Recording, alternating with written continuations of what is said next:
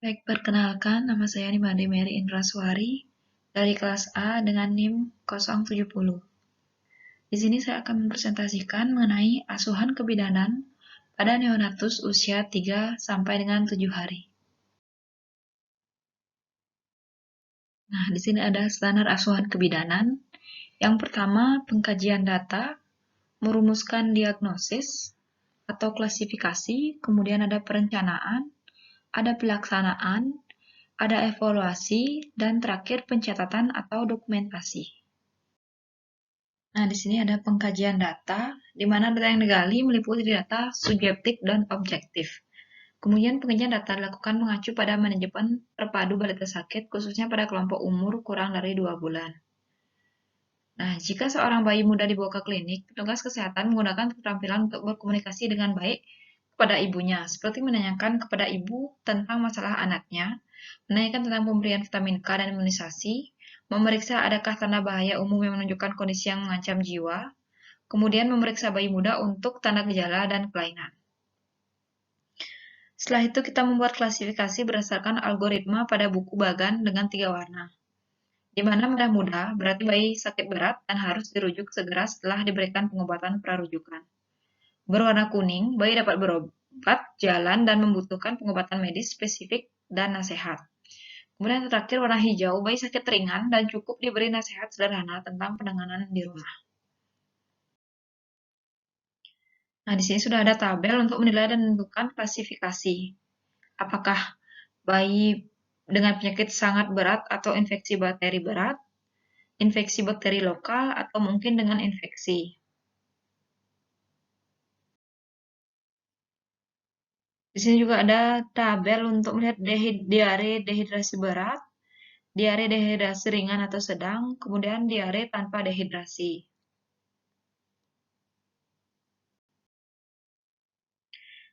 Selanjutnya ada untuk penilaian ikterus berat, ikterus, dan tidak ada ikterus.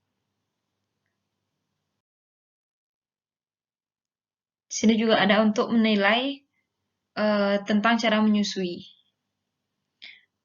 Apakah bayi diberi ASI dalam 1 jam terakhir, kemudian lihat posisi bayi, lihat apakah bayi melekat dengan baik, dan lihat dan dengar apakah bayi menghisap dengan efektif. Kemudian selanjutnya juga ada tabel untuk menilai berat badan rendah menurut umur dan atau masalah pemberian ASI. Kemudian ada juga berat badan tidak rendah dan tidak ada masalah pemberian ASI. Nah, di sini ada asuhan pada bayi masa pandemi COVID-19. Bayi baru lahir dari ibu terkonfirmasi COVID-19 atau ibu dengan status PDP termasuk kriteria pasien dalam pengawasan, dirawat sesuai dengan rekomendasi IDAI. Bayi baru lahir harus diperiksa COVID-19 atau swab pada hari 1, 2, dan ke-14. Bayi dirawat gabung jika status ODP. Dan tidak dirawat gabung jika status ibu PDP atau terkonfirmasi COVID-19. Kemudian, jika ibu harus isolasi, maka dilakukan konseling untuk isolasi terpisah antara ibu dan bayinya selama 14 hari sesuai batas risiko transmisi. Kemudian pemisahan sementara bertujuan untuk mengurangi kontak antara ibu dan bayi. Hal ini dilakukan adalah untuk mengurangi terjadinya penularan dari ibu ke bayi untuk COVID-19 ini. Nah, di sini ada kunjungan neonatal. Yang pertama disarankan dilakukan di fasilitas kesehatan untuk pemeriksaan nifas dan neonatal. Kemudian pemeriksaan berikutnya melalui kunjungan rumah oleh tenaga kesehatan atau menggunakan teknologi komunikasi. Karena pada masa ini masih dalam status pandemi COVID-19. Kemudian kebutuhan dasar anak. Yang pertama, asuh. Asuh itu adalah pemberian nutrisi adekuat seperti ASI eksklusif dan on demand. Menjaga kebersihan bayi, menjaga kehangatan tubuh bayi, memijat bayi, mengatur posisi, serta mencegah infeksi dengan cara seperti cuci tangan, merawat mata, dan tali pusat. Nah, kemudian ada ASI. ASI ini adalah melanjutkan bonding attachment.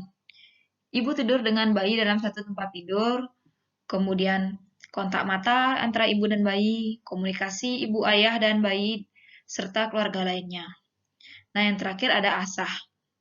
Asah ini adalah stimulasi dengan mengajak bicara dengan mimik tersenyum, mendengarkan musik, spiritual, dan sentuhan. Nah, di sini ada tabel untuk pemberian imunisasi dasar lengkap. Dari 0 sampai 24 jam hepatitis B, 1 bulan BCG, polio 1, 2 bulan DPT HB HIB 1 dan polio 2, dan seterusnya. Kemudian, pemberian hepatitis B paling optimal diberikan pada bayi kurang dari 24 jam pasca persalinan, dengan didahului suntikan Fitka 1, 2-3 jam sebelumnya. Khusus daerah dengan akses sulit, pemberian hepatitis B masih diperkenankan sampai di bawah 7 hari. Nah, kalau bayi lahir di institusi rumah sakit, klinik, atau bidan praktek swasta, imunisasi BCG dan polio 1 diberikan sebelum dipulangkan.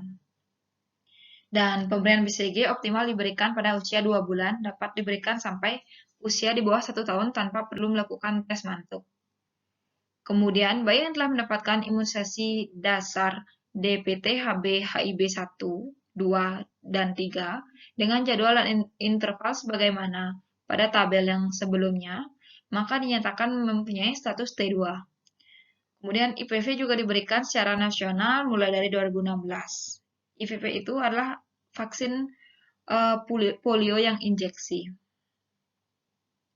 Kemudian pada kondisi tertentu, semua jenis vaksin kecuali HB0 dapat diberikan sebelum bayi berusia 1 tahun.